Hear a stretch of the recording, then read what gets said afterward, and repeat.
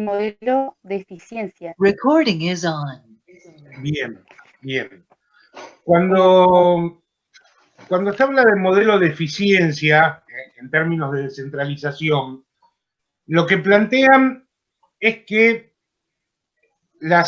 digamos, cuanto más pequeña es la unidad de ejecución, de control, mayor eficiencia puede haber a la hora de tomar las decisiones.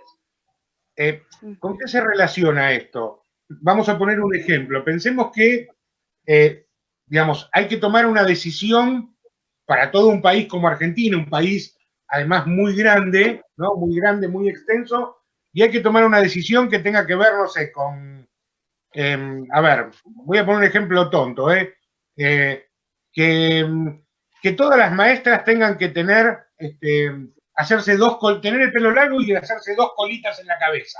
Bueno, es una tontería, ¿no? Pero, ¿cómo el Estado Nacional puede supervisar esto? Es muy difícil. ¿Por qué? Porque no puede ir un funcionario del Ministerio de la Nación a cada una de las escuelas a revisar que las maestras se hayan hecho las 2 colitas. Entonces, en un sistema descentralizado, si el que toma esta decisión, por ejemplo, es el municipio, bueno, el municipio puede mandar a un empleado suyo a cada una de las 6, 7, 8, 10 escuelas que hay en el municipio a controlar esta cuestión. Entonces, lo que plantean, y esto tiene que ver un poco con la mirada tecnocrática, es, digamos, que digamos, cuanto más pequeña es una estructura, mayor es la eficiencia a la hora de utilizar los recursos, aprovechar presupuestos, controlar, porque recordemos qué implica la eficiencia, ¿no? ¿Qué significa ser eficiente? Digamos, hay dos conceptos que tienen mucho que ver con la economía y que se van a incorporar en la educación, sobre todo a partir de la década del 60, del 50, con el desarrollismo, y que el neoliberalismo va a traer otra vez a cuenta, que son eficacia y eficiencia. La eficacia es lograr un objetivo, ¿no? Se es eficaz cuando alguien se propone algo y lo logra. Eso es eficacia. Y la eficiencia es lo mismo, lograr un objetivo, pero con la menor cantidad de recursos posibles, utilizando la menor cantidad de recursos posibles. Entonces, volvamos otra vez a la eficiencia. Si la directora del instituto quiere llegar con un mensaje a cada uno de los estudiantes, puede, por ejemplo, ir uno por uno de todos los estudiantes y todas las estudiantes del instituto a decírselo. Pero eso implica una cantidad de tiempo y de recursos desmesurada. En cambio, en un modelo eficiente, haríamos una descentralización en la cual la directora le informa, por ejemplo, a los responsables de cada carrera, y los responsables de cada carrera le informan a cada docente, y entonces cada docente informa a sus estudiantes. Eso sería un modelo de eficiencia, aprovechar mejor los recursos. Pero ahí aparece entonces una idea de descentralización. ¿Por qué? Porque ese mensaje que quería dar la directora ya no es el mensaje de la directora, es el mensaje de la directora mediado por los coordinadores de carrera, por cada uno de los docentes. Entonces, en esta disyuntiva entre grandes gobiernos centralizados y gobiernos descentralizados, aparece esta idea de la eficiencia. En el fondo, después, lo que hay que entender que en la práctica esto no siempre funciona. Por ejemplo, decían en la reforma educativa de los 90, tenemos un Ministerio de Educación de la Nación que es como una especie de monstruo cabezón, donde hay cientos de funcionarios cumpliendo funciones y que tienen poca llegada a las provincias, por ejemplo, y a las escuelas individualmente. Entonces, descentralizamos, que cada provincia tenga su propio sistema educativo, y esto va a hacer que todo funcione más eficientemente. Y entonces aparecía ahí también la cuestión de la burocracia y que iba a haber menos burocracia. Después, en la práctica, ¿qué pasó? Bueno, pasó que seguimos teniendo un ministerio con un montón de funcionarios, y además todo el Ministerio Nacional se replicó en cada una de las provincias, con lo cual, ahora, por ejemplo, no sé, para darte una idea, cada vez que pasa algo en el nivel superior, que es en el que yo trabajo, por un lado tengo lo que me dice mi directora, por otro lado lo que dice la dirección de nivel de la provincia, pero además hay una dirección de nivel nacional. Es decir, que hay ahí como una superposición incluso de burocracias que, bueno, claramente hacen que todo sea bastante más entorpecedor a la hora de tomar decisiones y de llevar a la práctica las decisiones. Pero bueno, hay que entender que este discurso de la eficiencia viene de las empresas, ¿no? Del mundo empresarial, y está basado en una idea que es producir la mayor cantidad posible de cosas gastando lo menos posible, con la menor cantidad de recursos posibles. En la lógica capitalista, en la lógica económica, esto tiene sentido. La pregunta que nosotros nos deberíamos hacer es si también esto tiene sentido en la educación. ¿Por qué? Porque si, digamos, el modelo de eficiencia está pensado en el producto final, ¿no? Y el producto final, digamos, ¿qué hace una empresa cuando tiene, por ejemplo, una unidad productiva? Supongamos, no sé, la empresa Samsung, ¿no? Fabrica teléfonos. Y entonces tiene 3 o 4 grupos operativos que van creando nuevas aplicaciones, nuevos teléfonos, nuevos dispositivos. Resulta que una de esas unidades productivas arma un nuevo teléfono que está buenísimo, que funciona bien, pero que sale mucho más caro de producir que los que producen las otras unidades. ¿Qué hace una empresa? Por ahí, en términos de eficacia y eficiencia, la cierra. Dice, este producto lo dejamos aparte, no lo hacemos más, nos dedicamos a vender estos otros. Pero nosotros podemos tomar esa filosofía en la educación. Si yo tengo en un curso 30 estudiantes, de los cuales 10 andan muy bien, otros 10 andan más o menos, y hay 10 que no van ni para atrás ni para adelante, en un modelo de eficiencia yo tendría que decir, me dedico a trabajar con los 10 que andan muy bien, trato de rescatar a los 10 que andan más o menos, y a los 10 que no van ni para atrás ni para adelante, los dejo fuera, porque la verdad, estoy gastando demasiada energía para tener muy poco producto. Bueno, nosotros decimos que en educación ese no es un criterio a tomar, ¿no? Digamos, no es un criterio que nos pueda servir. Pero en el mundo empresarial tiene bastante lógica, y de hecho así funciona. Cuando el empleado llega a cierta edad, decimos, bueno, deja de ser productivo. Entonces, ¿qué hacemos? Bueno, nos sacamos de encima al empleado. ¿Podemos nosotros en educación sacarnos de encima a la gente? Bueno, ahí estaría un poco la pregunta, ¿no? Por eso a eso le llamamos lógica tecnocrática y está muy unida a una lógica económica, ¿no? Y entonces la pregunta siempre es esa, ¿podemos aplicar criterios empresariales y económicos a la educación? Y bueno, muchos sostenemos que no se puede. Que si yo tengo que hacer una y otra vez la misma explicación para que algunas y algunos de mis estudiantes logren entenderlo, digamos, es parte de mi trabajo y entonces no es una pérdida de tiempo hacerlo una y otra vez, sino que es una inversión de tiempo en función de asegurar el derecho a la educación de esos estudiantes. Pero en la lógica empresarial te dirían, y estás gastando pólvora en chimango, ¿no? Como decían en el campo. Y entonces te dirían, bueno, eso no es eficiente, eso no es eficaz, mejor dejémoslo, ¿no? O pongamos, armemos un depósito, como muchos han pensado más de una vez, armemos un depósito donde mandar a todos esos que no logran adaptarse a las necesidades educativas y bueno, y que se arreglen ahí y hacemos como si se estuvieran educando, aunque no aprendan nada, no importa. Bueno, ahí está un poco la cuestión de la lógica de la descentralización en términos de eficacia, ¿no? Y de eficiencia. Es una disputa de sentidos muy grande que hay en ese sentido. Por otro lado, hay quienes van a decir que la educación pública está sostenida por el aporte solidario de todos los habitantes del país, ¿no? En términos de impuestos y demás, y que por lo tanto existe una responsabilidad por parte, en este caso, del sistema educativo, de administrar esos fondos de la mejor manera posible, ¿no? Y esto, digamos, todos podemos estar más o menos de acuerdo. La guita no está para tirarla. Si hacemos una inversión, hagámosla de la manera más inteligente posible, digamos.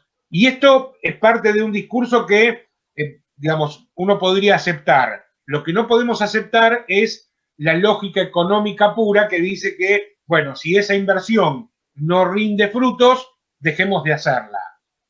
¿Por qué? Porque nosotros nos tenemos que poner como meta, como propósito, lograr que esa inversión realmente rinda frutos. Porque esos frutos no son frutos económicos, no es ganar o perder un poco más. Estamos hablando de la educación de las personas, del futuro de las personas y de sus posibilidades incluso presentes. Entonces, bueno, ahí está la discusión en este tipo de lógicas, ¿no? Buenísimo. ¿Se entendió más o menos? Sí, re bien.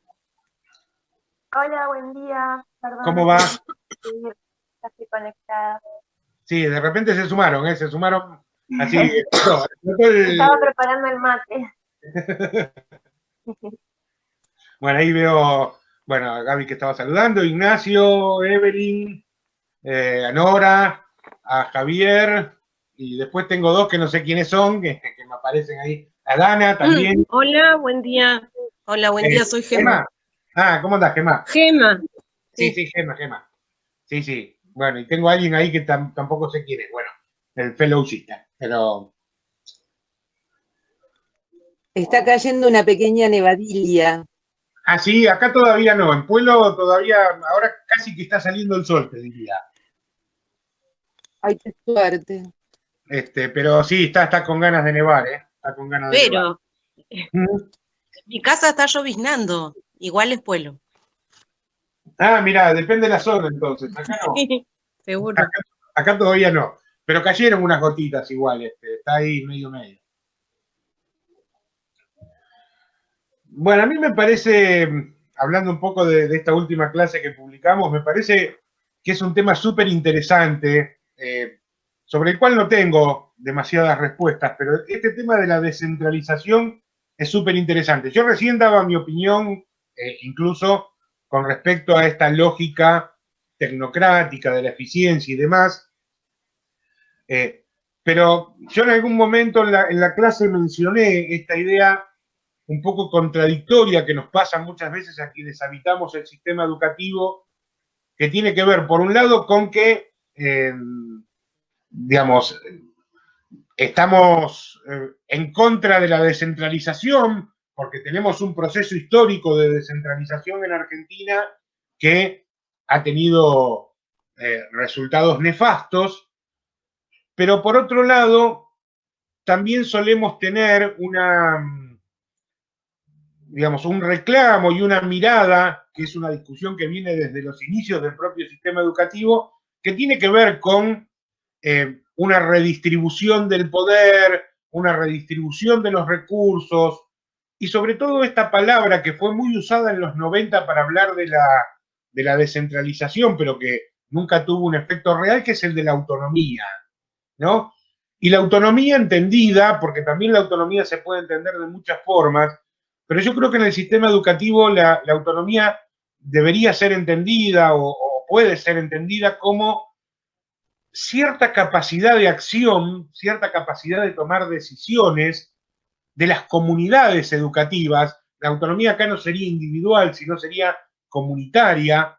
Hablo de una institución o un grupo de instituciones que pertenecen a un lugar determinado, que tienen unas características propias, quizás muy distintas a las características de instituciones de otros lugares, y que deben tener posibilidad de tomar decisiones que tienen que ver no solo de repente con lo edilicio o con, sino incluso, sobre todo, con lo que es el currículum de enseñanza, ¿no? Con aquello que se enseña y se aprende, con aquello que se emprende en términos de proyectos y demás, que, digamos, es importante porque de esa manera la educación deja de ser una imposición desde el centro, ese arbitrario cultural del que hablaba Ay, se me fue el nombre, perdón, el francés, Pierre Bourdieu, ¿no? Es decir, deja de ser ese arbitrario cultural para empezar a hacer una construcción mucho más situada y mucho más colectiva a partir de las comunidades. Y cuando digo la comunidad, me refiero a equipos directivos, a equipos docentes, a estudiantes, a familias, actores relevantes de la zona, ¿no? Es decir, me parece que ahí esto es importante. ¿Por qué digo que en los 90 se habló mucho de autonomía, pero no se aplicó nada? Porque para tener autonomía es como la igualdad de oportunidades. Para tener oportunidades o para tener autonomía hay que tener verdaderas posibilidades de tomar esas decisiones y de llevarlas adelante. Si yo como escuela, como comunidad educativa, nos planteamos un proyecto, pero resulta que no tenemos ningún recurso para llevarla adelante ese proyecto, digo, si fuera una huerta, no tenemos el pedazo de tierra, no tenemos la gente que sepa de huerta, no tenemos las semillas. Si fuera, no sé, por ejemplo, un taller de radio, no tenemos equipos, no tenemos. Si fuera algo que tiene que ver con los medios masivos de comunicación y no tenemos computadoras, no, bueno, si no tenemos los recursos, si no tenemos posibilidad de conseguirlos, bueno, difícilmente podamos tener autonomía. Entonces, en este sentido, cuando nosotros pensamos en una descentralización, fíjense que hay dos lógicas políticas que mencionan Filmus y Nora Glus en cuanto a las lógicas políticas de la descentralización, que una tiene que ver con lo pedagógico y tiene que ver con esto de poder de alguna manera influir y definir, aunque sea una parte de aquello que se enseña y se aprende, ¿no? Podemos estar de acuerdo en que hay un fondo común de cuestiones que pueden estar en todas las escuelas, pero después cada comunidad pueda definir aquello que merece la pena ser enseñado y aprendido. Entonces esa es la lógica pedagógica. Y después podríamos tener otra lógica que es esta de la democratización, donde cada comunidad puede tomar decisiones y puede llevarlas adelante según su mejor parecer y según sus propias necesidades. Bueno, estas dos lógicas combinadas, de alguna manera, tienden a lo que podríamos llamar una autonomía real. Y habría que poder sostener, esto es, digamos, por ahí una intuición, porque en la práctica realmente nunca se ha dado, no por lo menos en nuestras latitudes, habría que tener esta idea de que la autonomía de las escuelas no iría en detrimento de un sistema educativo nacional, sino que vendría a enriquecer ese sistema educativo nacional con las peculiaridades, las diferencias, las diversidades de cada una de esas zonas. Entonces, en ese sentido, hay como una relación de, no sé si vieron en el momento en que estamos trabajando las ideas del profesor Weiler, que yo armé unas ecuaciones ahí, esas ecuaciones que tienen que ver con, de alguna manera, componentes que hacen a la distribución del poder dentro de los sistemas educativos, ¿no? Que tiene que ver con el control, con la legitimidad y con el conflicto. Entonces, en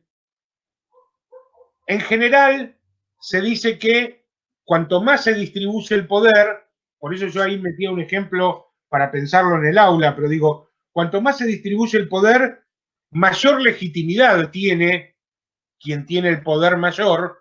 ¿Por qué? Porque de alguna manera está mostrándole a sus subordinados, digo esto muy entre comillas, que también tienen un poder de decisión.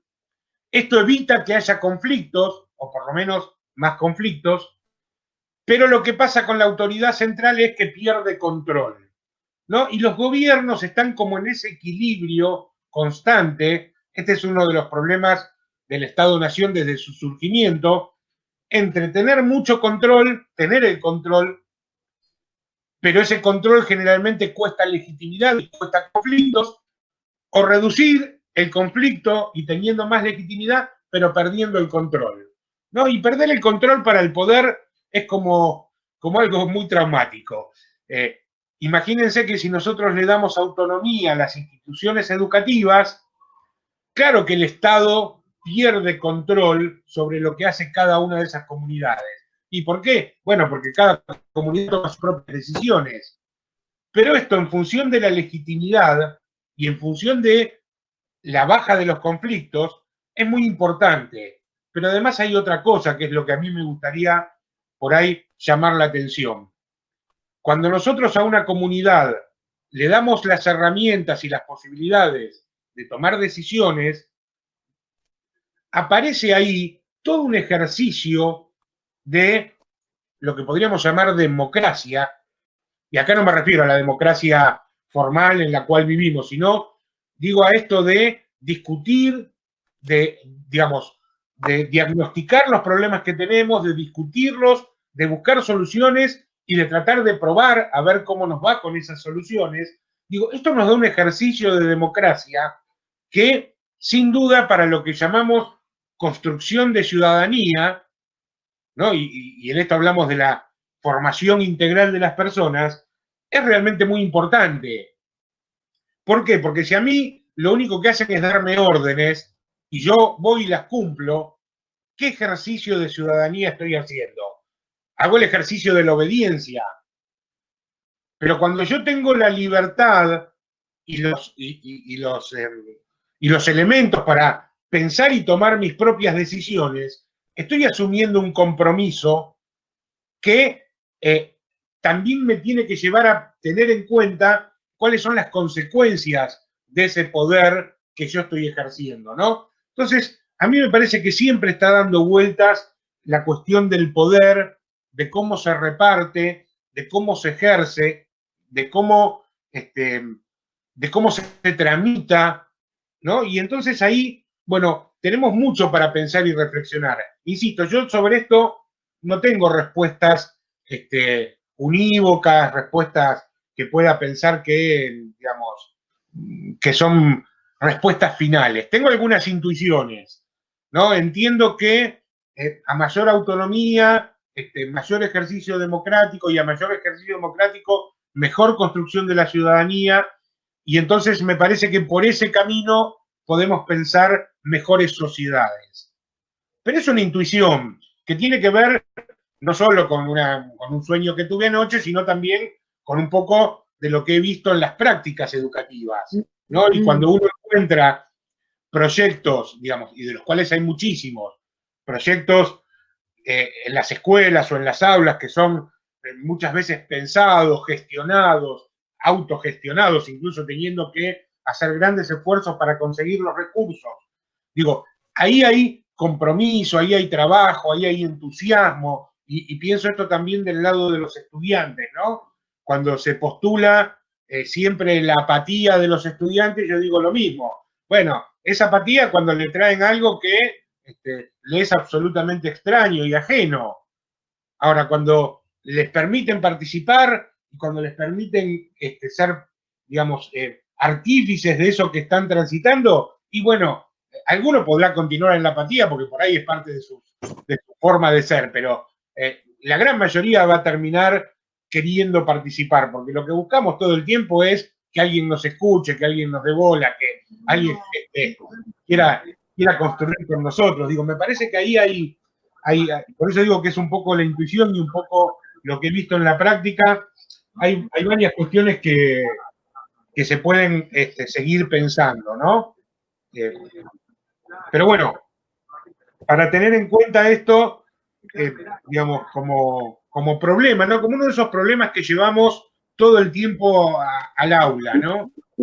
Entre la planificación de todo lo que pensamos hacer y la participación que le podemos dar a los grupos de estudiantes sobre eso que vamos a hacer.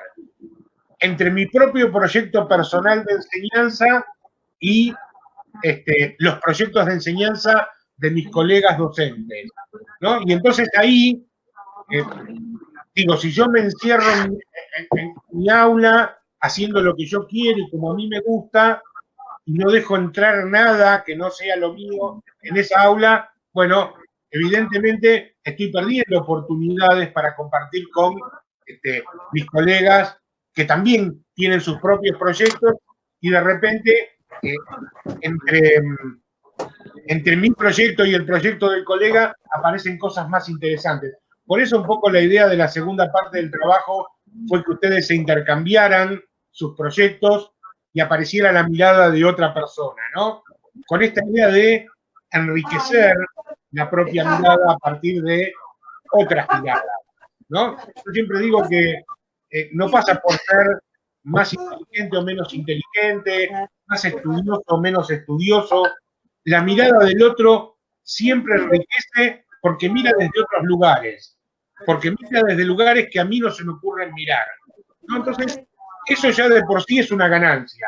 Después puedo estar más de acuerdo o menos de acuerdo, me puede gustar más o menos, pero sin duda va a aparecer algo que quizás desde mi interior no hubiera surgido. Entonces, ahí es cuando hablamos de el aprecio de la diversidad, de la valoración por la diversidad. Aquello que a mí nunca se me hubiese ocurrido, se le ocurre a otra persona, y a veces a la persona menos esperada, ¿no? Es decir, yo siempre me fijo en esas cosas que pasan adentro del aula y cómo muchas veces la estudiante o el estudiante que ya está etiquetado como aquel que no le importa, que no hace nada, que no sabe, y todas estas etiquetas educativas que aparecen en las escuelas, pero cómo de estas estudiantes o de esos estudiantes a veces surgen ideas que a los más aplicados, a las más estudiosas, nunca se les hubiese ocurrido.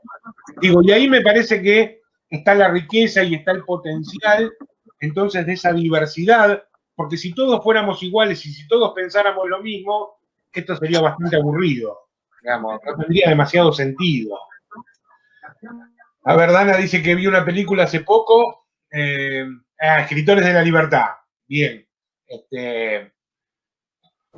No sé si la vieron, Escritores de la Libertad.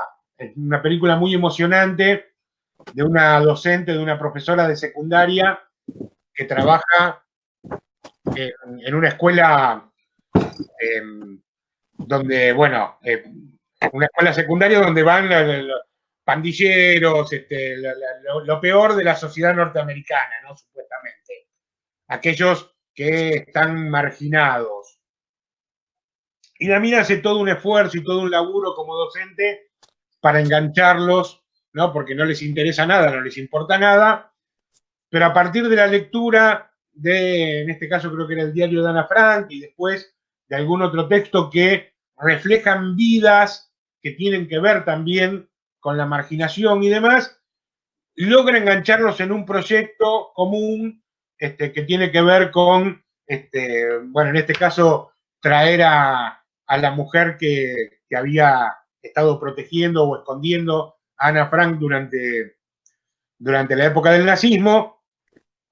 Bueno, y ahí aparece entonces todo, digamos, lo que viene a mostrar la película es cómo esos sujetas marginales, de repente con una propuesta enriquecedora, terminan siendo grandes estudiantes, ¿no? Digamos, por supuesto, en el tono típico de Hollywood, digamos, yo el único reparo que tengo con esa película, lo único que no me gusta, que no quisiera que vea la gente, es cómo la docente consigue otros trabajos fuera del colegio para poder bancar sus propios materiales, comprar sus propios libros. Digo, ese no es un buen ejemplo, porque capaz que a algún gobierno se le ocurre, ¿no? Que nosotros para trabajar en la docencia tenemos que conseguirnos una changuita a la noche y entonces con eso comprar los recursos para que los chicos trabajen. No. Es el Estado el que tiene que poner los recursos. Ahí se ve, digamos, este conflicto. Un sistema absolutamente meritocrático como el estadounidense, donde quien maneja los libros le dice a la profesora, a este grupo de alumnos no le damos libros porque los rompen. Entonces, no les damos libros. Y si le damos libros que están ya de última. Y la docente dice, no, yo quiero que mis estudiantes tengan libros y además quiero que tengan libros nuevos, que sepan lo que es un libro nuevo. Bueno, entonces ella se consigue un trabajito en un hotel, después se consigue un trabajito en un negocio de ropa, y con esos trabajos compran los libros para los estudiantes. Digo, nosotros eso no lo queremos. Pero, bueno, está bueno para pensar el compromiso docente, ¿no? Y esas cosas. Hola, buen día. ¿Cómo andan? ¿Cómo va? Bien. Yo pensaba mientras leía, ¿no? El texto, de que por qué tiene que ser o centralizado o descentralizado y no cooperativo. Me parece que es mucho más enriquecedor que fuera cooperativo entre la nación y las provincias. Eso daría también una visión de la vida patagónica con la del norte, qué sé yo, se me hacía eso, ¿no? Enriquecer en ese aspecto la educación. Que fuera más sostenida siempre, sí, desde el Estado, que no deje todo librado ni todo, porque si no terminan siendo igualmente como centralizadas. Al estar centralizado la provincia de Chubut, centralizado en la provincia de Río Negro, Sí, tal cual. termina siendo individualista la construcción. Y quizás siendo colectiva sería más enriquecedor para todos, me parece. Tal cual. Voy a dar un dato para que se entienda lo que dice Javier, que incluso esta descentralización que nosotros tenemos en las provincias también es una medida absolutamente falaz. Voy a hablar de la escuela secundaria, que es de la que más conozco. La provincia anunció en su momento, hace 2 meses atrás o 3 meses atrás, que la continuidad pedagógica en las escuelas era del 90%. Y quizás en alguna parte de la provincia, no sé, en Roca, en Viedma, pueda hacerlo, pero en el Bolsón, la continuidad pedagógica en las escuelas secundarias es de entre el 10 y el 15%. Sí. Con lo cual, la realidad local, lo que pasa en Bolsón hoy en la escuela secundaria, lo mismo podemos decir de la primaria, del inicial y todo, lo que pasa no está siendo considerado por quienes son los responsables de llevar adelante la educación. Entonces, con respecto a esto que dice Javier, que habla él de cierto cooperativismo, fíjense que nosotros en algún momento en la clase ponemos que el proceso que se dio en Argentina en la década del 70 y también en la década del 90 con respecto a la descentralización tiene más que ver con un proceso de desresponsabilización. Del Estado. El gobierno central se sacó de encima el problema, dejó de hacerse responsable y que cada uno se arregle como pueda. Una descentralización pensada en términos democráticos, pensada en términos de autonomía real, y pensado en términos pedagógicos, nos vendría a decir algo así como que le vamos a dar a las instituciones esa autonomía, pero como bien dice Javier, tiene que estar el Estado nacional, que es el que tiene la mayor cantidad de recursos atrás, justamente para asegurarse de que esas instituciones y esas jurisdicciones puedan hacerse con la posibilidad de crear su propio futuro. Insisto, si cada vez que vamos a hacer algo en la escuela tenemos que hacer una rifa, y esto es básicamente lo que pasa, o tenemos que depender de la cooperadora, y entonces estamos a los padres tratando de sacarle dinero para ver cómo logramos ir al museo, hacer un viaje, comprar determinado insumo, lo que fuera. Bueno, claramente eso no es una autonomía real. Eso es una autonomía forzada desde la propia comunidad que gasta un montón de energía. A ver, el docente no está para pensar rifas. Claro. O la directora de la escuela no está para organizar rifas. Está para pensar pedagogía. Está para pensar propuestas de enseñanza, propuestas de enriquecimiento. Si yo gasto mi energía en organizar la rifa, en ver quién vendió los números, cuánto recaudamos, que ahora que tenemos la plata lo que íbamos a comprar aumentó y entonces ya no nos alcanza, y entonces ahora ¿qué hago? Muchas veces equipos directivos, docentes o las familias mismas terminan poniendo de su bolsillo otra vez para ver si realmente lo logran. Digo, este gasto de energía no es algo que tienen que hacer las comunidades educativas. Para eso está el Estado, para poder apoyar, para poder brindar esos recursos. El tema siempre conflictivo es digamos, sea el gobierno nacional, sea el gobierno provincial o sea quien sea, dice, si yo tengo los recursos, ¿por qué se los voy a dar para que hagan lo que quieran con esos recursos? Lo que hay es una falta, digo yo, ¿no?, de confianza en el poder transformador de las propias comunidades. Si no hacen las cosas como yo digo, las cosas se hacen mal. Entonces, el paternalismo. claro. El paternalismo claro. Y el clientelismo también, ¿por qué? Porque fíjense que muchos programas, los programas, por ejemplo, el Plan Social Educativo de los 90, que tenía que ver con, bueno, una ayuda focalizada a las instituciones que tenían, digamos, poblaciones que ellos llamaban de riesgo, implicaba que el gobierno nacional asistía económicamente a esas escuelas, pero en esa asistencia económica también les decía qué era lo que tenían que hacer. Con lo cual, mientras, por ejemplo, en la provincia se iba para un lado en la educación, esas escuelas del Plan Social Educativo iban por otro lado porque, bueno, el gobierno nacional, que era el que ponía la plata, decía, ustedes tienen que hacer esto, esto y lo otro. Digo, ¿por qué no pegar ese salto de confianza y decirle a una comunidad, acá están los recursos, manéjenlos de la mejor forma que ustedes crean? Bueno, porque es perder el control. Entonces, si yo tengo el dinero y yo lo voy a entregar, ¿por qué voy a perder el control? Eso es lo que piensa el que tiene poder. Ahí, insisto, Claro. hay un cambio de paradigma, ¿no?, que hay que hacer. Igual en los últimos años hubo un cambio con respecto a la responsabilidad del Estado Nacional en esto de la descentralización, cuando, bueno, el Fondo de Incentivo Docente, ¿cómo es?, Ley de Garantía de Salario Docente y los 180 días de clase que no se cumple. Por ejemplo, acá en Chubut estamos sin clases hace 3 años, no sé si alguno de estos 3 años llegó a haber 180 días de clase, pero igual la ley de financiamiento educativo y cuando el Estado Nacional se hace cargo de completar salarios docentes y eso, o sea, me parece que estamos en un sistema mixto.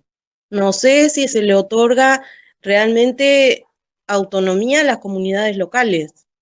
Pero más allá de que el Estado sigue siendo paternalista, asistencialista, hubo un avance. Sí, yo creo que en la clase queda bastante de manifiesto cuando Felfeber y Gluz analizan las políticas ya en el siglo XXI, ellas marcan ese cambio, ¿no?, de intencionalidad, incluso en el discurso, y a veces dicen, bueno, muchas veces es más fuerte el cambio en el discurso que el cambio real, porque, bueno, suceden estas cosas, ¿no? Es decir, algunas de las leyes y algunas de las propuestas que se van a pensar en este nuevo siglo no van a lograr plasmarse en todas partes y tal cual fueron pensadas. A veces porque hay diferentes cuestiones que lo imposibilitan y otras veces porque, un poco para pensar en el trabajo que estamos haciendo, se piensan políticas, pero no se logra pensar realmente cómo llevarlas a cabo y cómo materializarlas, ¿no? Por eso, por ahí la insistencia en el trabajo de que haya algún tipo de evaluación, de cómo se puede ir pensando una política y cómo esta idea de que una política, una vez que se piensa y se pone en acción, quizás incluso tiene que ser reformulada de acuerdo a los resultados que va dando, ¿no? Es decir, lo mismo cuando pensamos en la planificación para nuestra aula. Nosotros vamos con una idea, la empezamos a poner en práctica y algo pasa en la sala, algo pasa en el curso que hace que esa idea original que tuvimos empiece a cambiar y que tengamos que de repente pegar un giro en el aire e ir para otro lado. ¿Por qué? Porque en ese momento el grupo que tenemos enfrente está necesitando otra cosa que no es la que habíamos planteado nosotros de entrada. Entonces, digo, me parece que hay una cosa que es importante tener en cuenta cuando hablamos de los sistemas educativos, estas lógicas políticas y demás, es que nunca aparecen en estado puro. Las lógicas están como entrelazadas y entonces, en determinados momentos, de repente, digo, y para pensar las políticas del siglo XXI, hubo muy buenos intentos y muy buenos proyectos que tuvieron que ver con dar mayor autonomía a las instituciones, y ahí aparecen un montón de cuestiones bien interesantes que fueron pasando, pero por otro lado, el sistema, al estar tan fragmentado a nivel provinciales, con provincias que tienen serios problemas económicos, otras que no lo tienen tanto, y entonces esto hace que la educación en algunas provincias vaya por unos carriles, mientras que en otras provincias, y el caso de Chubut que menciona Gema, es patente en nuestra zona, que lleva 3 años de conflicto permanente, bueno, claramente hace que las diferencias sean muy fuertes, ¿no? Ustedes piensen en un estudiante secundario o incluso en un estudiante de nivel superior, como son ustedes, en Chubut y en Río Negro los últimos 3 años. Los estudiantes de Chubut casi no han tenido clases. Y aquellos que han podido ir avanzando con algunas materias y demás, es en buena medida por el esfuerzo de los equipos directivos y de los docentes de nivel superior de los institutos. Porque en realidad, si fuera por lo que está haciendo el Estado en este sentido, y el Estado no está haciendo nada, o está haciendo todo para que las cosas salgan mal. Mientras que en Río Negro, más allá de todos los problemas que podemos tener y demás, hoy tenemos una situación mucho más ordenada, mucho más en este momento, ¿no? En otras épocas fue al revés, ¿no? Río Negro era un caos, Chubut era una panacea. Bueno, estas realidades tan complejas hacen que claramente ahí la necesidad de un Estado que esté para auxiliar, que esté para invertir los recursos necesarios, bueno, tendría que estar ahí, ¿no? ¿Cómo pensamos hoy el derecho a la educación de los estudiantes de Chubut?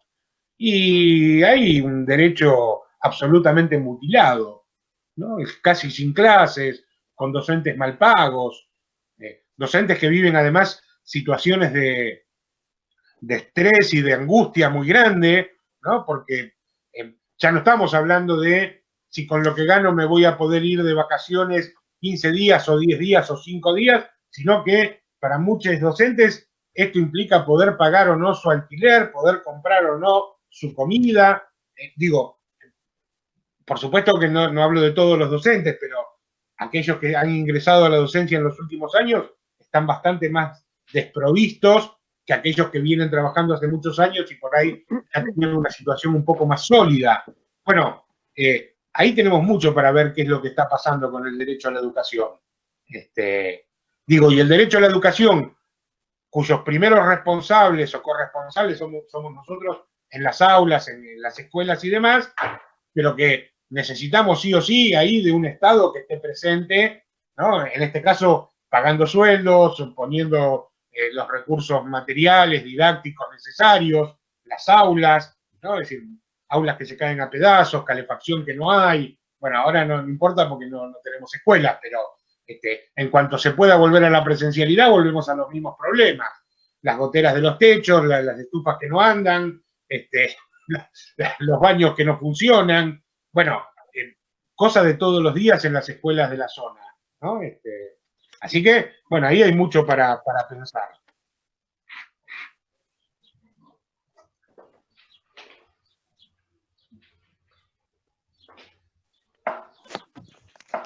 Bien, ¿alguna otra cuestión que haya surgido de esta clase? Sí, a mí me hizo, está bien que el estudio que hacen sobre el tema del asistencialismo y la crítica que hacen a la asignación universal por estar coordinada, habla que la asignación universal termina estigmatizando grupos sociales, chicos, juventudes, chicas, chiques, y no lo veo así. Yo creo que es una política social, igual entra en política educativa y política de salud, pero de cierta forma garantiza que los niños vayan a la escuela y puedan estudiar. O sea, yo he visto casos de chicos de la comunidad gitana que pudieron ir a la escuela a partir de esta ley. Y Sí. aparte la ley, o sea, la asignación universal por hijo no es que no se paga si el chico no va a la escuela, sino que se guarda, se retiene una parte que se entrega, no sé, a fin de año, a principio de año, después de presentar los certificados de vacunación y bueno, y de esta manera muchos chicos han podido ir a la escuela por primera vez y aprender a leer y a escribir y llegar a la secundaria o sea, incluso hasta el terciario. Sí, sí, sí. Vieron que yo puse, cuando las autoras dicen esto que está planteando Gema, yo puse entre paréntesis, esto es discutible o algo así. Lo estoy buscando a ver dónde está. Lo estoy buscando porque justamente yo puse esto es discutible, cuando ellas, acá, hay una cita larga que dice el programa Conectar Igualdad y algunas cuestiones pendientes. No, ese no es, perdón, es anterior. Acá, cuando habla de la asignación universal por hijo, las autoras dicen que, digamos, puede ser pensada, dice, esta política de la asignación universal por hijo, como una política focalizada, que de repente avanza sobre el derecho de las personas en tanto y en cuanto hay un control, por ahí un tanto excesivo, por un lado en esto de que manden los chicos a la escuela y por otro lado que los vacunen, ¿no? Es decir, tanto la cuestión de la salud como la cuestión de la educación. Y yo no estoy de acuerdo del todo con lo que dicen las autoras en este sentido, por eso puse esto es discutible, pero lo dejé exprofeso porque me parece interesante que incluso cuando estamos de acuerdo con una determinada política, siempre dejemos un espacio para la crítica, ¿no? Es decir, para ver qué es perfectible de eso que se está planteando. Es decir, yo soy un defensor de la asignación universal por hijo. Ahora, que el sistema en el tiempo puede ser mejorado, es más, creo que es un acto de justicia la asignación universal por hijo. ¿Por qué? Porque el Estado pagaba una asignación a los trabajadores en blanco, que la paga el Estado, no la pagan las empresas privadas, la paga el Estado a través de las empresas, y aquí, aquellos que no tenían trabajo o tenían trabajos en negro no se los pagaba, lo cual era una injusticia muy grande. ¿Por qué? Porque aquel que tiene un trabajo formal encima recibía esto, mientras que aquellos que no tenían el trabajo formal no lo recibían. Entonces, para mí es un acto de justicia. Ahora, la forma en la que se implementa y estos controles, como bien decía Gema, una parte se retiene y cuando se presentan todos estos certificados recién se abona. Por un lado tiene que ver con, de alguna manera, asegurar el derecho de esos niños y esas niñas a la salud y a la educación, pero por otro lado es un sistema de control bastante férreo. Uno podría esperar y pensar que a futuro esas formas de control fueran relajándose, sobre todo, ¿por qué? Porque muchas familias que vivían en situaciones bastante marginales puedan ir recuperando esa conciencia y ese control que tiene que ver con la necesidad educativa y la necesidad sanitaria de niños y niñas. Creo que en ese sentido hay una mirada incluso pedagógica para con las propias familias, porque acá hay algo que tenemos que tener en claro, me parece a mí. Muchas veces, aquellos que están en situaciones vulnerables, por el solo hecho de tener que vivir en la emergencia, ¿no? en la necesidad del día a día, se les hace mucho más difícil y tienen muchas menos oportunidades de poder pensar en términos de futuro. Con lo cual, cuando uno habla de salud y cuando uno habla de educación, sobre todo en niños y niñas, está hablando también de una inversión que tiene que ver con el presente, pero también con el futuro. Bueno, eso por ahí queda de lado cuando la urgencia principal es comer, cuando la urgencia principal es poner un techo sobre la cabeza o abrigarse. Entonces, me parece que ahí también hay una cuestión de, por un lado, colaborar en la cuestión económica, pero al mismo tiempo poder empezar a dar esas herramientas para pensar en términos de futuro. Las familias que tienen varias generaciones de posibilidad de trabajos estables, de educación y demás, digamos, no hace falta que nadie les diga la importancia de la educación o de una vacuna, salvo que sea una antivacuna, bueno, no hablemos de eso ahora. Pero para otras familias que han vivido en la emergencia durante generaciones, hay algunas de estas cuestiones que se hacen difíciles de pensar, ¿no? Entonces, cualquier muchacho o muchacha a los 12 o 13 años está dejando la escuela para trabajar o para cuidar a sus hermanos más chicos y hermanas más chicas, porque, bueno, es lo que necesita la familia en términos económicos.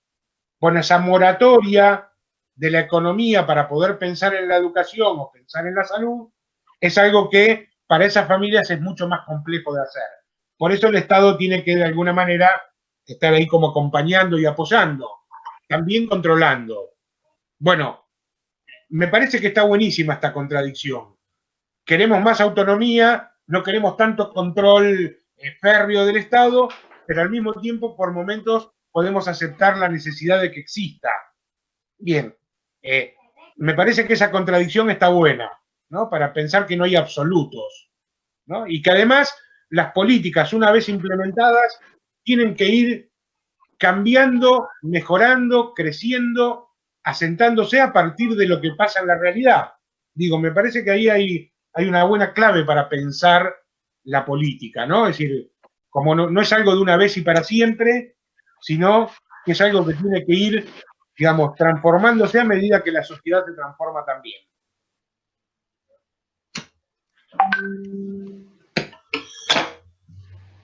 Pero está bueno, ¿no? Cuando uno lee algo y le molesta, a mí también me molesta cuando lo leo, ¿eh? Yo, cuando veo ese análisis de Fefever y Gluz, siento una incomodidad, porque, digo, vas a venir a criticar justo esto que realmente es una reparación histórica, diría yo, y no quiero decir reparación histórica porque me acuerdo de las jubilaciones macristas, digo, pero esto que era, digamos, algo realmente en términos de justicia social muy importante, venir a criticarlo, bueno, pero también hay que entender eso, de que se puede mirar un poco más allá, y sobre todo aquellos que deciden política deberían poder mirar un poco más allá y decir, bueno, en este momento lo implemento así, porque esta es la forma en la que puede funcionar, pero a futuro deberíamos ir tendiendo a otro tipo de implementación donde, en este caso, haya mayor decisión de las familias, en este caso, donde haya mayor libertad para utilizar esos recursos y demás. Bueno, me parece que eso está bueno para pensar cuando pensamos la política a corto, a mediano y a largo plazo, ¿no? Con esto quiero decir que la asignación universal por hijo es algo que debería haber llegado para quedarse y que quizás en algún momento pudiera desaparecer cuando llegue algún otro programa superador de como esos programas que piensan el ingreso mínimo, no sé, como es el IFE hoy, ¿no? Pero este es de emergencia, ya no hablo de uno de emergencia, sino donde se le asegure a cada familia, a cada habitante del país, el ingreso necesario para, bueno, tener todo aquello que necesita, ¿no? Lo Claro, básico. que sea incorporado a la Constitución, Sí. que sea una ley constitucional, porque si es, que esté en la Constitución Nacional, porque si es una ley o un decreto, viene otro gobierno que no está de acuerdo y sí, lo desestima y nos quedamos otra vez sin nada. Bueno, a ver, yo te voy a proponer esto, Nora. Te voy a decir que esto ya está en la Constitución. Pasa que no figura claramente, pero la Constitución, en el artículo 75, inciso 22 creo que es, habla de los derechos humanos. Derecho a la alimentación, derecho a la educación, derecho a la vivienda, derecho al trabajo. Hay toda una serie de derechos. Sí. Y esos están consagrados constitucionalmente. Y en la práctica, acá está lo importante, en la práctica, para poder hacer efectivos esos derechos, hace falta, en el mundo en el que vivimos, dinero. Dinero para tener la vivienda, dinero para tener la comida, dinero para tener la educación, dinero para... Entonces, el Estado según la Constitución, está obligado a proveer de esto a cada persona que habita el territorio argentino. No lo hace. No lo hace no este gobierno, ni el anterior, ni el otro. No lo hace ninguno. Y no solo en Argentina, en muchos países del mundo. Pero esto en la Constitución argentina ya figura. Entonces, pensar en un ingreso mínimo por familia, por unidad familiar, sea como sea esta familia, o por unidades individuales para aquellas personas que son solas, porque hay gente que no tiene familias, por lo que fuera, un ingreso mínimo que te permita vestirte, comer, tener una vivienda y desarrollar, en este caso, la educación, tener salud y todo aquello necesario mínimo para la vida, eso debería estar asegurado. El tema es que, por supuesto, en el mundo capitalista te empiezan a decir, bueno, vos tenés que ganártelo, y yo no estoy diciendo que no, yo no digo que tener todo eso no implique una contraprestación en términos de trabajo, de participación comunitaria. Pero, bueno, primero empecemos por tener lo mínimo y después exijamos. Nosotros estamos exigiendo que cada uno se lo consiga como pueda, muchas veces. Y entonces, bueno, hay quienes no pueden. Hay quienes siguen en esas situaciones de vulnerabilidad que les impide tener acceso a la educación, tener acceso a la salud, tener acceso a una vivienda digna. Digo, y esto que ya vinimos hablando en otros encuentros, esto que está pasando con las tomas de tierras es un síntoma, ¿no?, de los tiempos. Mientras que hay personas que tienen cantidad de propiedades propias y que alquilan y demás, hay un montón de personas que no tienen lo necesario, lo mínimo para tener un lugar donde vivir. Y la Constitución lo avala esto, la Constitución no avala las tomas, no avala que la gente vaya y se agarre un pedazo de tierra para vivir. Pero sí está diciendo que el Estado tiene que asegurar la vivienda, con lo cual el primer incumplimiento viene por parte del Estado. ¿Cómo hace el Estado entonces para decirle a una persona que está cometiendo un delito, si el primer delito lo comete el Estado al no brindar esto que la Constitución asegura a cada persona del país? Bueno, esas son las contradicciones que tiene el mundo capitalista, ¿no? Me parece.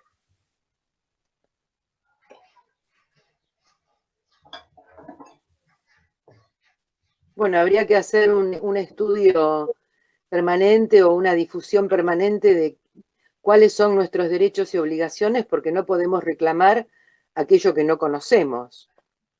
Claro. Y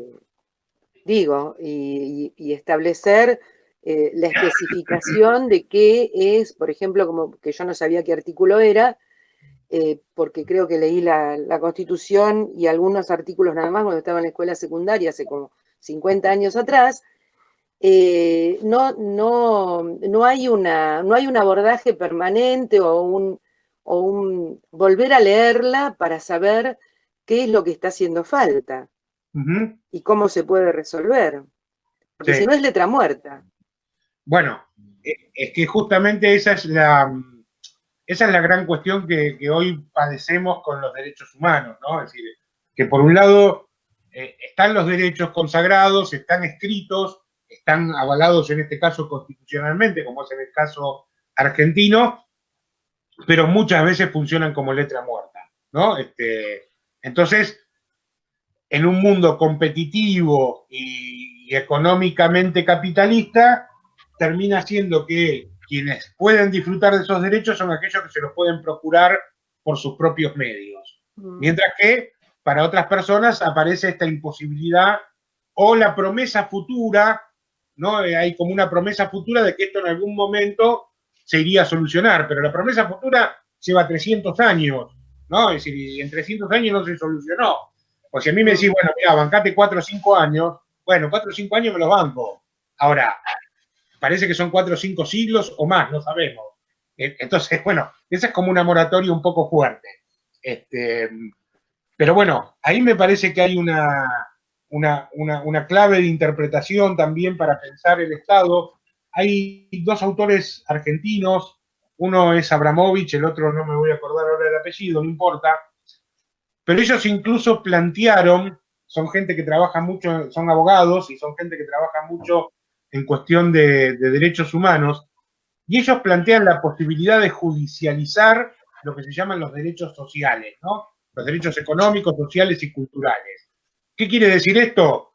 Bueno, que de alguna manera uno podría ir y plantearle, en este caso a la justicia, que demandar al Estado, por ejemplo, demandar al Estado porque no tengo una vivienda, no tengo un lugar donde habitar, ¿no? La Constitución dice que tengo derecho a tener un techo, el Estado no lo cumple, siendo el máximo responsable, y entonces yo podría recurrir a la justicia y entonces hacerle un juicio al Estado por esto. Por supuesto que en la práctica es muy difícil porque justamente aquellos que carecen de esos derechos también carecen de las herramientas para poder costearse un juicio y poder llevar esto a la práctica.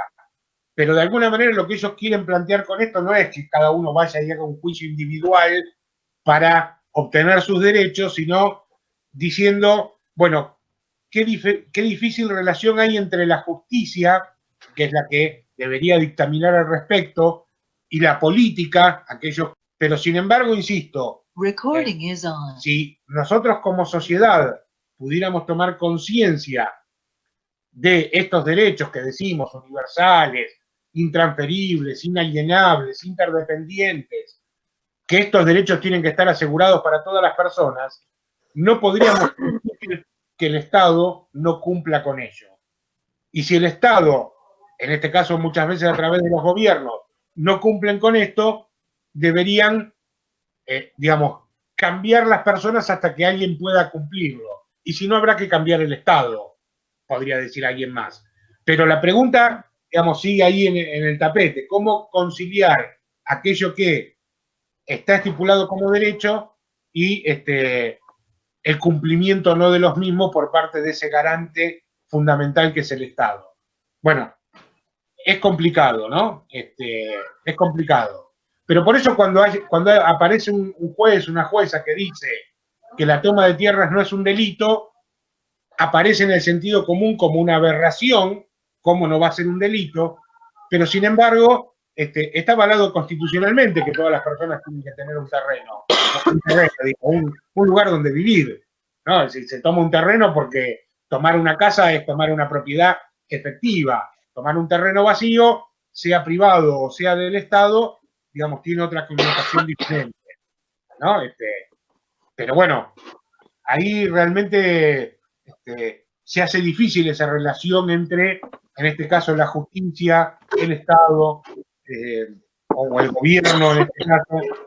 ¿Qué tenés? ¿Una grapa ahí? ¿Qué es lo que vas a tomar? Una grapita.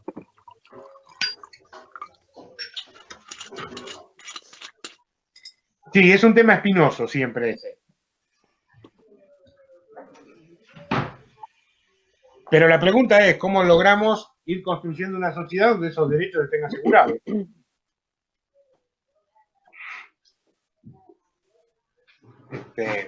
Es difícil de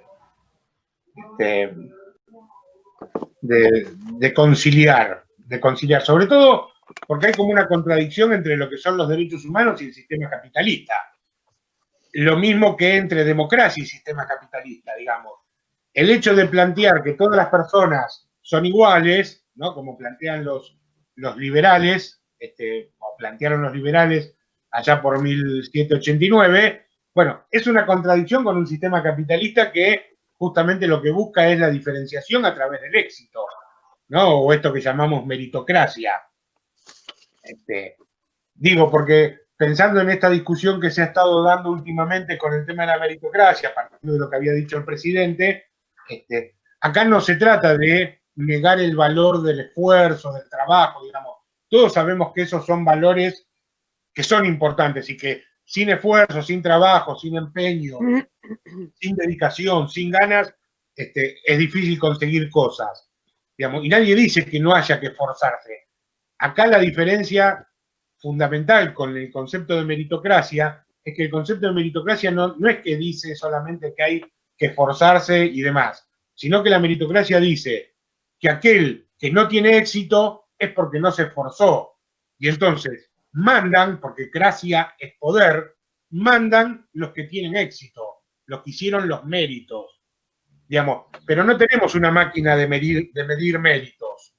Entonces, aquel que tiene mucho, medimos por el resultado, aquel que tiene mucho tiene el mérito, mientras que el que tiene poco no tiene mérito. No importa si trabajó 17 horas por día durante 50 años y el otro nació en cuna de oro. El mérito está en el resultado y no en el proceso. Eso es lo que nosotros criticamos en este caso de la meritocracia. Pero no estamos diciendo que no hay que esforzarse.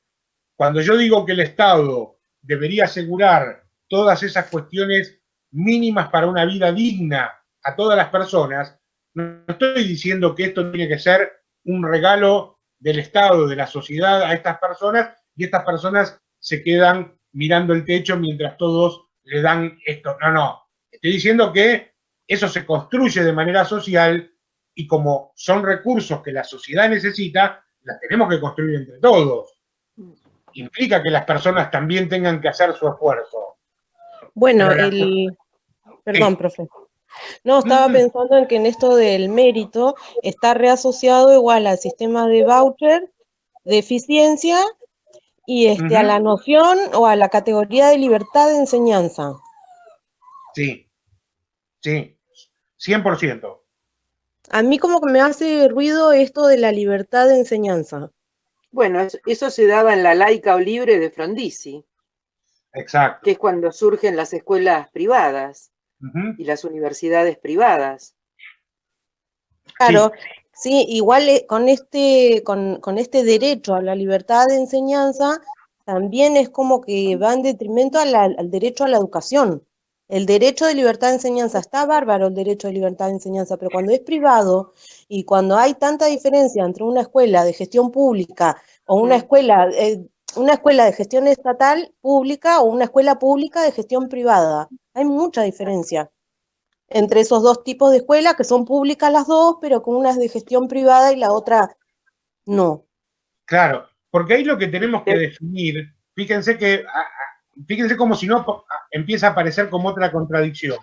Yo hoy hablaba de la necesidad de autonomía también es libertad, pero el problema es qué sentido, qué significado le damos al significante libertad. Cuando hablamos de libertad de enseñanza, el significado de ese significante libertad es el significado individualizante de la libertad de cada una de las personas de manera individual. Mientras que cuando hablamos de repente de otro significado de libertad, asociado por ejemplo a la autonomía, pero en términos de derecho social, hablamos de la libertad de las comunidades. Y ahí aparece una diferencia muy grande. Entonces, ¿qué es lo que pasa? ¿Por qué nos hace ruido el derecho a enseñar? Porque ese derecho individual a la enseñanza se transforma muchas veces en un gueto, pero no en un gueto negativo, sino en un gueto positivo. Quiero decir, yo armo mi proyecto educativo para determinadas personas al cual quiero mantener alejado y diferente del resto de las personas, ¿no?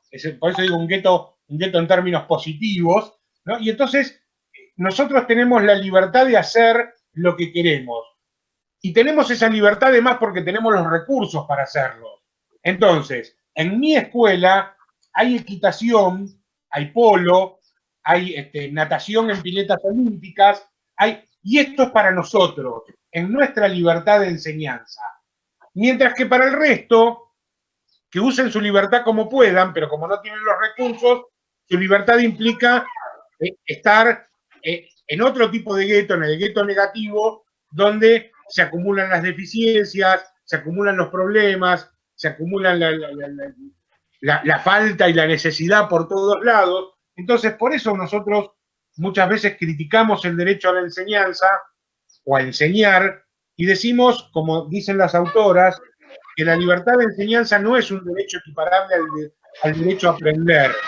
El derecho a aprender es un derecho fin, van a decir ellas, mientras que el derecho a enseñanza solamente es el medio. Entonces, bueno, está muy bien que pueda haber comunidades que de manera organizada elijan para sí mismos y tomen decisiones que tengan que ver con sus propias necesidades, pero es muy distinto a querer separarse del resto, ¿no? En una sociedad meritocrática y competitiva, en la cual lo que tratamos de asegurar para cierto sector de la sociedad a la cual pertenecemos son ventajas comparativas en esta carrera que implica el capitalismo, ¿no? Entonces, nos separamos para ser mejores. Digo, ahí hay un concepto de libertad individual, que yo creo es cuestionable, porque no es el mismo concepto de libertad social en la cual somos libres todos al mismo tiempo, digamos, y nos apoyamos en ese sentido de libertad, ¿no? Entonces, por eso muchas veces cuando a mí me tocaba explicar la Revolución Francesa, decía algo así como que los grandes lemas de la Revolución eran la libertad, pero la libertad para comprar y vender, ¿no? Aquellos que tenían, la igualdad, que era una igualdad más o menos porque las mujeres no entraban y porque había un montón de cosas ahí, y la fraternidad que no sabíamos bien qué era, ¿no? Es decir, porque todavía la estábamos esperando. Ahora encima se las complicamos más y ya no hablamos solo de fraternidad, sino también de sororidad, con lo cual les hicimos un agujero ya que pobre, no le queda nada a la Revolución Francesa, pero digo, es un concepto de libertad, el concepto liberal de la libertad, que es un concepto bastante amarrete y que beneficia solo a algunos pocos. Bueno, el concepto de libertad que plantean los derechos humanos es un concepto mucho más complejo, ¿no? Y que no tiene que ver con el derecho individual de hacer o deshacer lo que yo quiero, sino con el derecho de las comunidades, en este caso, a tener todo aquello que necesitan y que puedan tomar sus propias decisiones sobre sus recursos, sus cuestiones. Fíjense, por ejemplo, a mí me parece siempre muy interesante cuando se hizo en algún momento, y cada tanto se hace, muy poco, la restitución de tierras a los pueblos originarios, ¿no? Cuando se plantearon estas restituciones de tierras, no se plantearon en términos individuales, este pedazo de tierra para cada persona o para cada familia, sino que se plantearon en términos comunitarios. Este territorio se devuelve a la comunidad y entonces en esa propiedad comunitaria deja de existir el valor inmobiliario de la tierra, la posibilidad de comprar y vender, porque en realidad está pensado como valor de uso. La comunidad tiene esta tierra para tomar las decisiones sobre su utilización, su usufructo, pero no en términos de compra y venta, sino en términos de posibilidades de reproducción de la vida. Bueno, a mí me parece que en algún momento pensar en estas formas comunitarias y cooperativas de libertad tiene mucho más sentido que esta libertad individual que solo se puede ejercer cuando se tienen los recursos para hacerlo, ¿no? Porque todos somos iguales y todos somos libres, pero en realidad la posibilidad de ejercer esa libertad y esa igualdad no es la misma para todas y para todas las personas, ¿no? Hay quienes lo pueden ejercer y quienes no.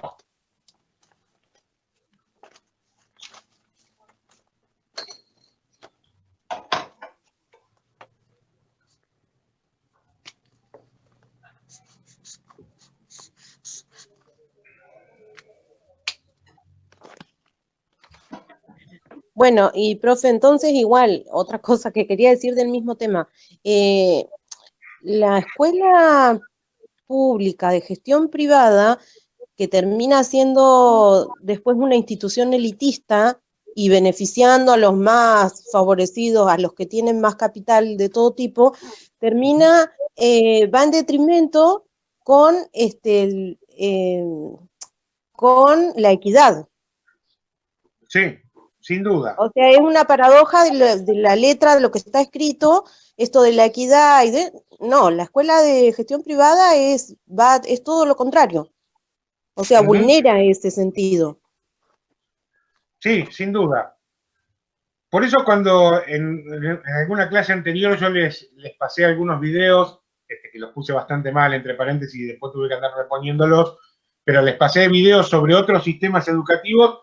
Podían ver el caso de Finlandia, por ejemplo, o el de Singapur, pero el de Finlandia me parece más interesante en ese sentido, donde la educación privada directamente está prohibida.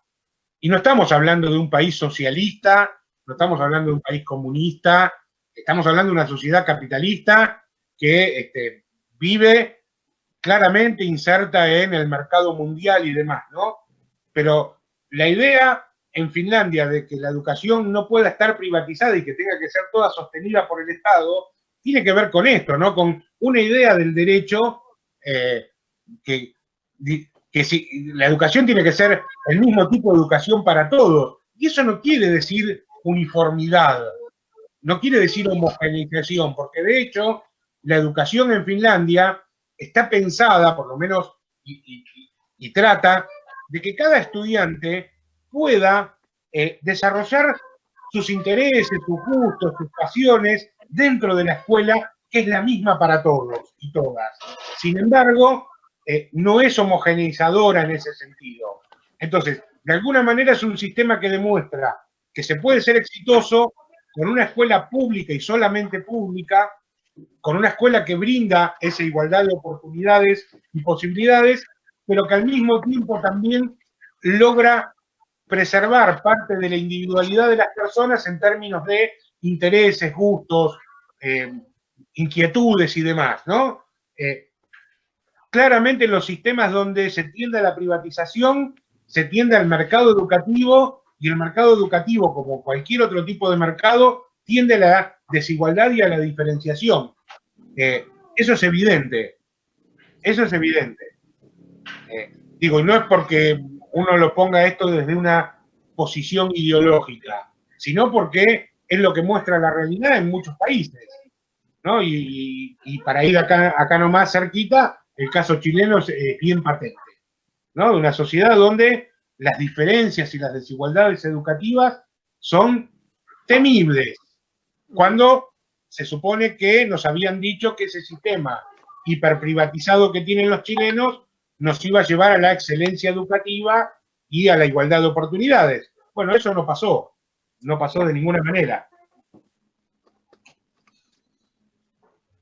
Bueno, acá esto que decía Javier, ¿no? El último video que les puse de Nora Glus, bueno, que habla un poco de esto, ¿no? Del mercantilismo de la educación.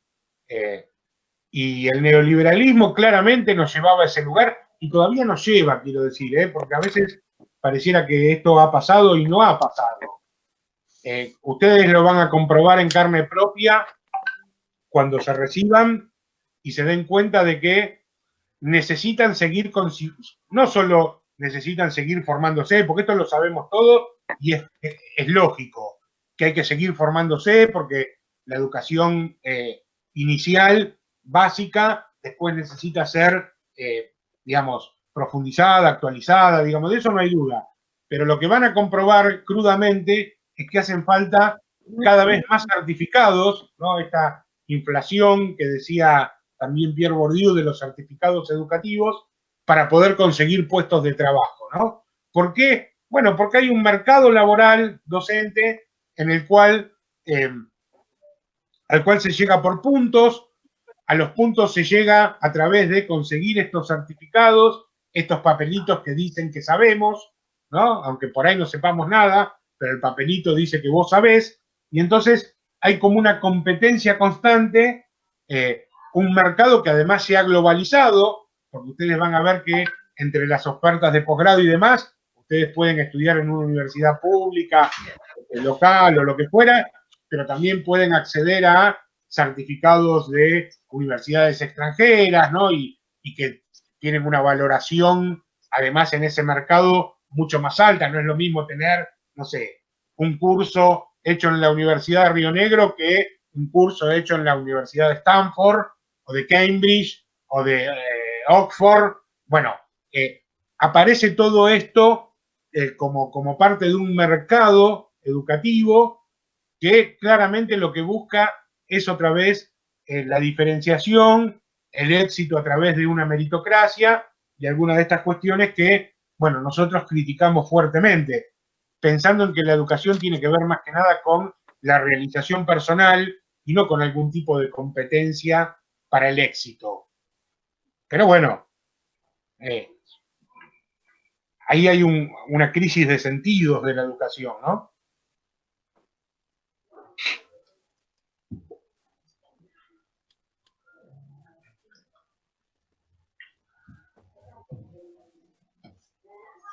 Bueno.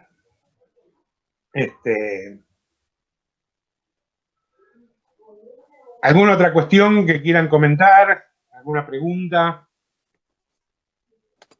No, el video igual que publicaste en la clase, que empieza con la entrevista a docentes en México, Sí. también iba por el lado ese de mercantilizar, creo que era el video del sistema de voucher.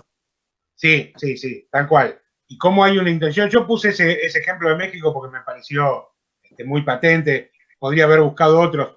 Pero fíjense ahí también cómo hay una desvalorización, digamos, porque el video no es inocente, cómo hay una desvalorización de los docentes de la escuela pública, en este caso en México, pero podría decirles que acá en Argentina pasa lo mismo, ¿no?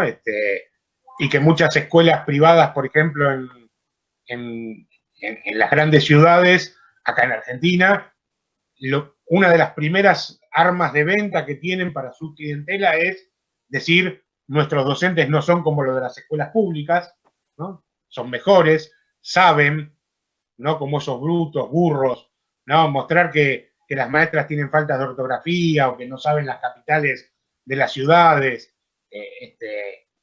Imagínense que es un video, es más, quisiera saber si realmente eran maestras o eran actrices actuando de maestras, ¿no? Porque la intencionalidad del informe es bien marcada.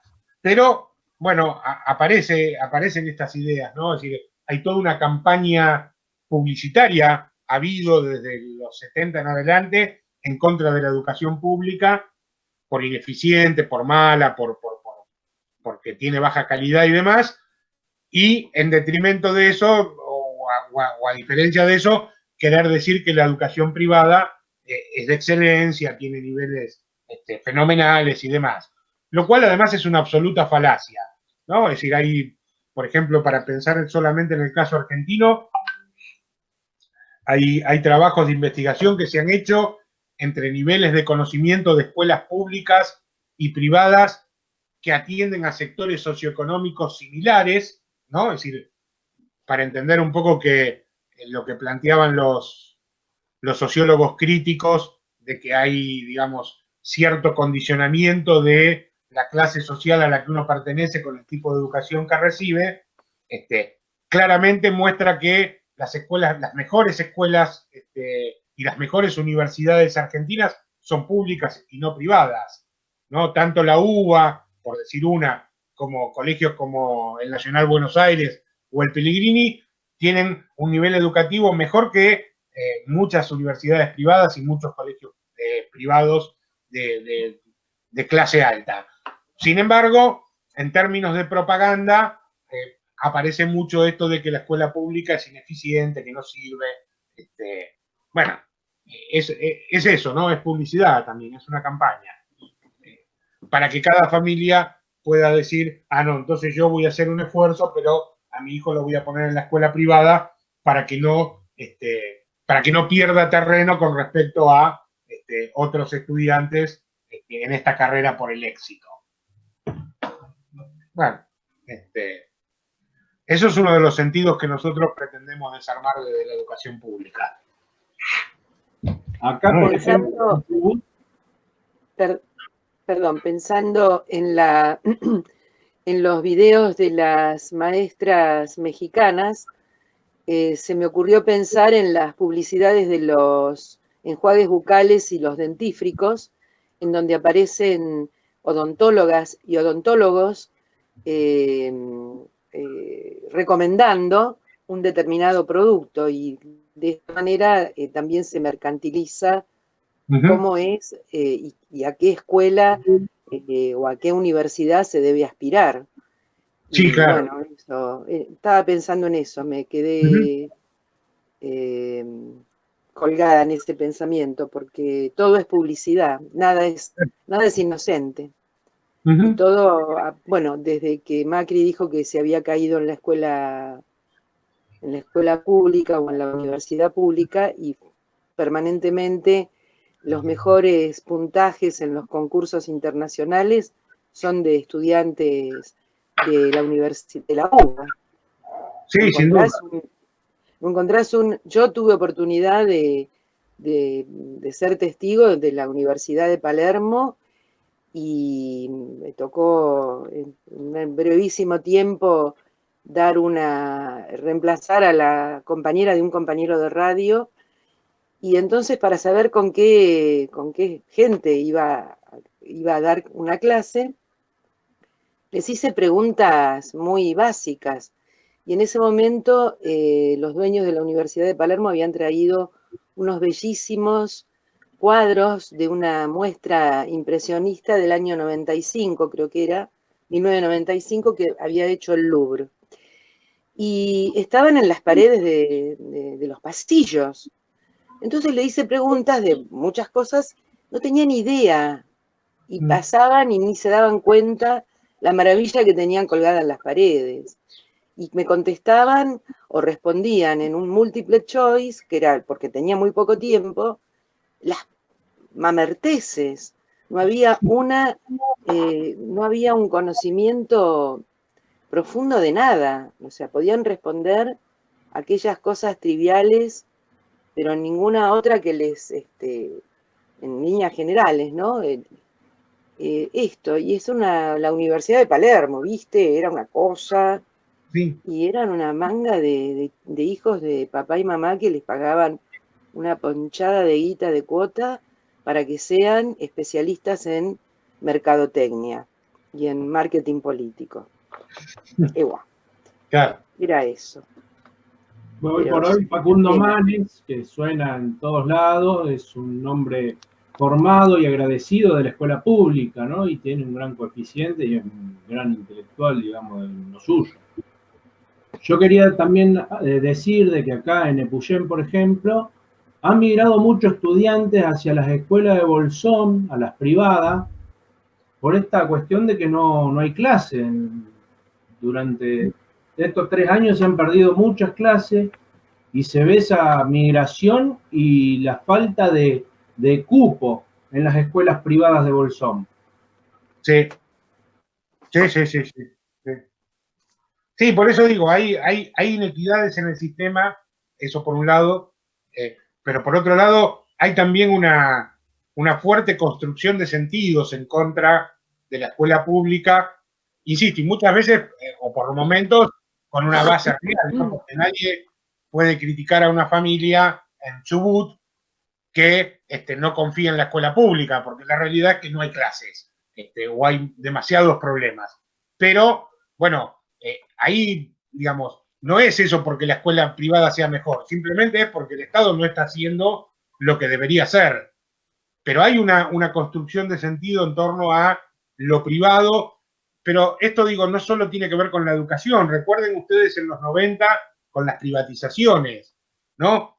Es decir, cómo se pensaba la empresa pública como algo ineficiente, que no funcionaba, que andaba todo mal y demás, y cómo aparece esta idea de lo privado como lo eficiente, lo que sirve, lo que vale, y después, digamos, seguimos transitando en el tiempo. Yo siempre pienso en el ejemplo de los teléfonos, ¿no? Aquellas familias que estuvieron 20 años en el plan Megatel y no conseguían un puto teléfono, ¿no? Y cómo cuando apareció Telefónica, el teléfono apareció a los 3 días. Entonces, bueno, ahí estaba la gran bondad de la empresa privada y demás. Pero seguimos desandando en el tiempo, hoy toda la telefonía es privada, y fíjense los problemas que tenemos para comunicarnos, ¿no? Es decir, ¿dónde está la eficacia y la eficiencia de esas empresas? Nadie lo sabe, porque a veces comunicarse con alguien es lo más difícil del mundo. Bueno, porque en realidad no hay una diferencia entre lo privado y lo público en términos de calidad, sino, bueno, básicamente tiene que ver en cómo se hacen las cosas.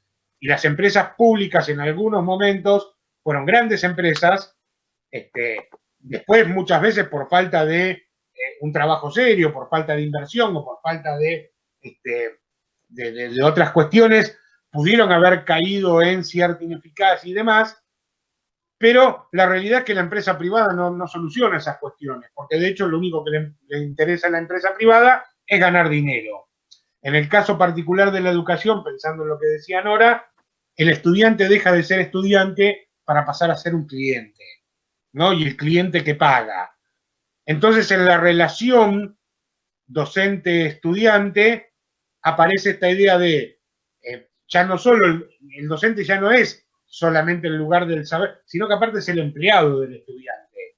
Y entonces vos vas a hacer lo que yo necesito que hagas porque yo te pago el sueldo, porque yo soy el que la pone, ¿no? Y entonces aparece un poco esta idea de hecho, ha habido durante algunas épocas y sigue pasando hoy que aquellos grandes empleadores no quieren a los estudiantes, salvo que sean los hijos de o los amigos de, cuando necesitan un profesional realmente capacitado, van a buscar a la escuela pública, no van a buscar a la Universidad de Buenos Aires, van a buscar a alguna de las grandes universidades argentinas. ¿Por qué? Bueno, porque saben que ahí hay, digamos, una relación menos clientelar entre estudiantes e institución, y aquellos que logran recibirse han hecho esfuerzos terribles para lograrlo, incluso contra todos los problemas de la educación pública, los paros, ¿no? Entonces, en cambio, en muchas universidades privadas era casi como comprar un título, ¿no? Uno desfilaba por esas aulas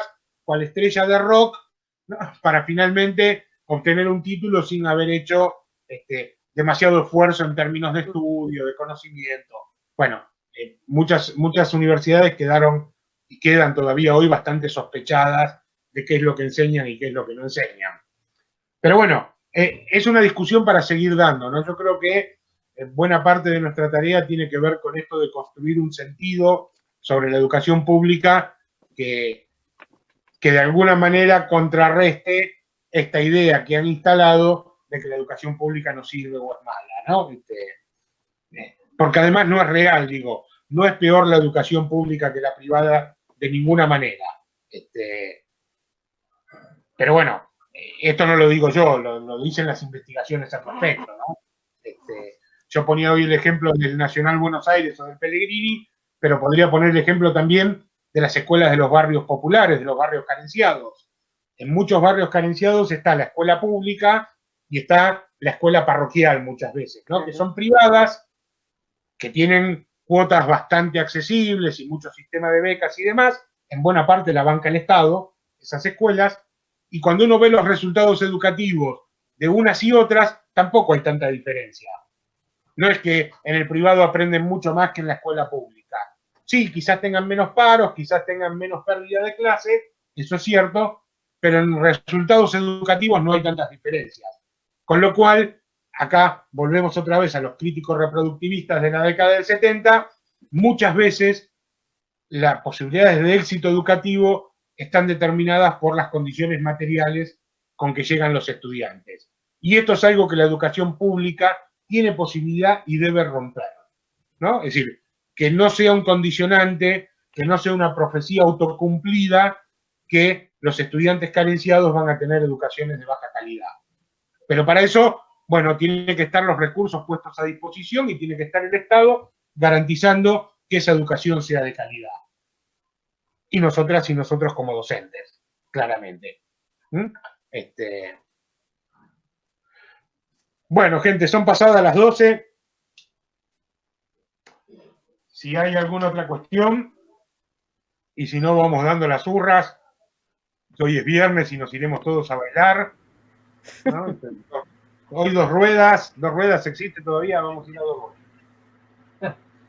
Yo tengo una consulta en base al trabajo práctico, Aníbal. Sí. Sobre la fecha de entrega quería saber. Si bueno,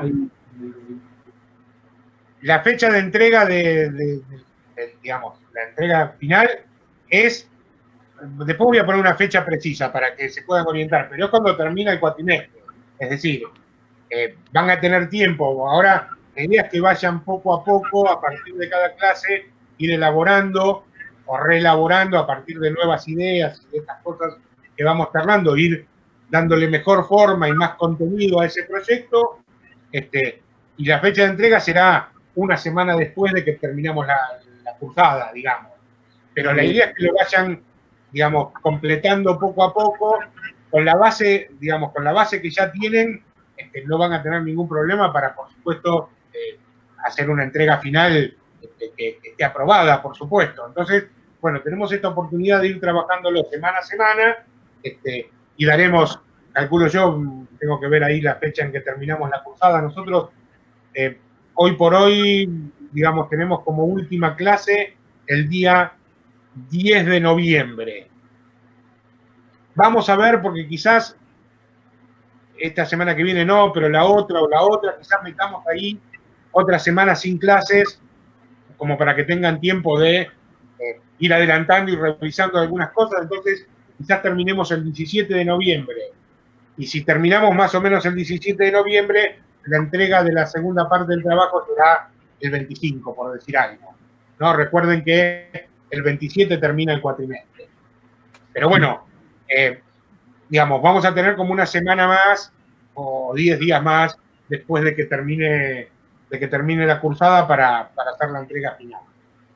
Pero insisto, como es un trabajo que vienen haciendo, que ya han hecho la parte más gruesa y que ahora van a ir simplemente completando y mejorando, bueno, me parece que los tiempos les van a dar como para llegar sin tener que hacer todo un esfuerzo extra, como si fuera a hacer un nuevo trabajo o rendir un nuevo parcial. Digo, me parece que esto tendría que solucionarse caminando, como bien dice.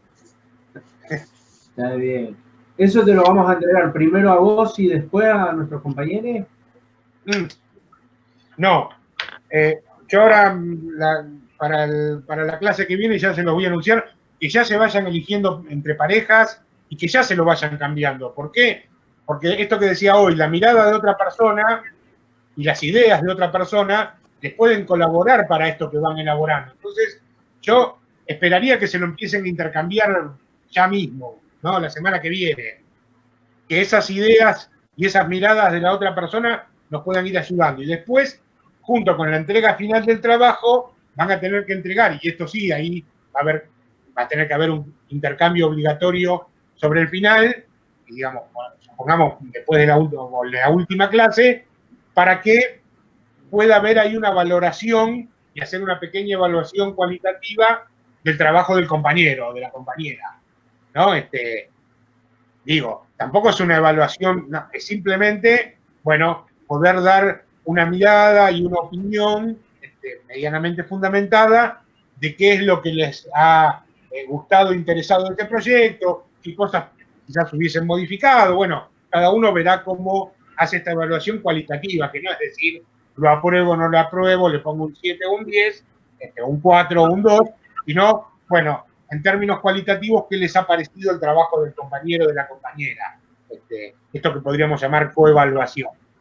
Pero bueno, como la última clase va a ser una clase más, en términos mucho más generales, ahí quizás ya no vayan a agregar nada a ustedes en su trabajo, quizás la semana anterior ya se pueda como entregar una versión casi definitiva para el compañero o la compañera para que lo pueda evaluar. Esta sería más o menos la idea. Buenísimo. Pero la idea es que sea un proceso, digo, más bien tranquilo, acompasado, ¿no? Pues ya como caminando.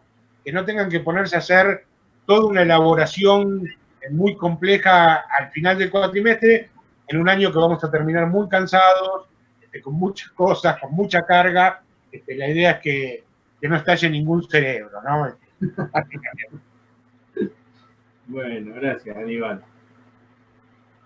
Bueno, gente, les agradezco como siempre la participación. Para mí es uno de los momentos más interesantes de la semana, cuando nos juntamos los viernes a charlar un poco.